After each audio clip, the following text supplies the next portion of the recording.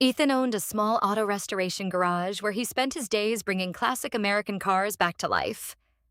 The work wasn't glamorous, but every customer who walked through his doors trusted him completely. Ethan believed that character mattered more than appearances, promises meant something, and respect was worth more than expensive gifts. He wasn't the loudest man in the room. He never needed to be. His actions always spoke louder than his words. Olivia loved Ethan once. At least she believed she did. In the beginning, she admired how dependable he was. Whenever life became difficult, Ethan stayed calm. Whenever she doubted herself, he reminded her what she was capable of. He celebrated every promotion she earned and every dream she chased. He never tried to compete with her success because her happiness genuinely made him happy. But as Olivia climbed higher in the corporate world, her definition of success quietly changed.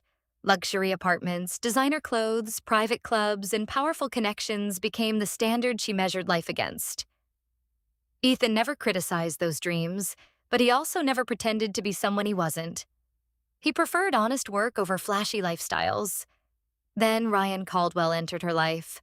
Ryan was everything Ethan wasn't on the surface. He arrived in expensive sports cars, owned multiple companies before turning 40, appeared in business magazines, and always seemed surrounded by influential people. He walked into every room believing he deserved everyone's attention. Confidence radiated from him, and to Olivia, it looked exactly like strength. Within months, she convinced herself that Ethan's quiet personality wasn't confidence at all. It was lack of ambition. She began comparing every simple gesture Ethan made with Ryan's extravagant displays of wealth. Slowly, appreciation turned into disappointment. One rainy evening, she sat across from Ethan inside their favorite diner. The same place where they had celebrated birthdays, promotions, and anniversaries suddenly felt too ordinary for her new life. She looked across the table and quietly admitted something Ethan had sensed for weeks. She wanted more. Not more love, more status, more excitement, more power. Ethan listened without interrupting. When she finished speaking, he simply nodded. "If that's the life you truly want," he said gently, "I hope it brings you everything you're searching for." He didn't argue. He didn't beg. He didn't promise to become someone else. Sometimes silence hurts more than shouting. Olivia walked away believing she had chosen the future. Ethan watched her leave, knowing that love cannot survive where appreciation has already died. For months, the breakup hurt more than he admitted to anyone. Every empty morning reminded him of the life he thought they were building together. Yet instead of drowning in bitterness, he buried himself in work. He expanded his garage, hired young mechanics who needed a second chance, and slowly transformed his small business into one of Colorado's most respected restoration shops. Customers returned because Ethan never cut corners. Employees stayed because he treated them like family. His reputation spread without expensive advertising because trust travels farther than money ever can.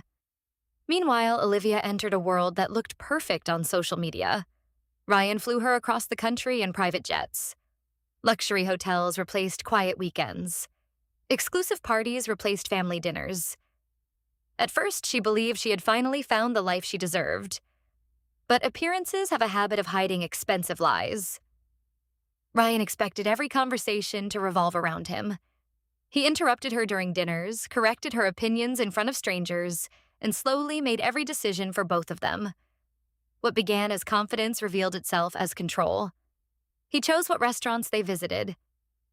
He chose what she wore. He chose who she spoke with. Even when people asked Olivia direct questions, Ryan answered before she had the chance.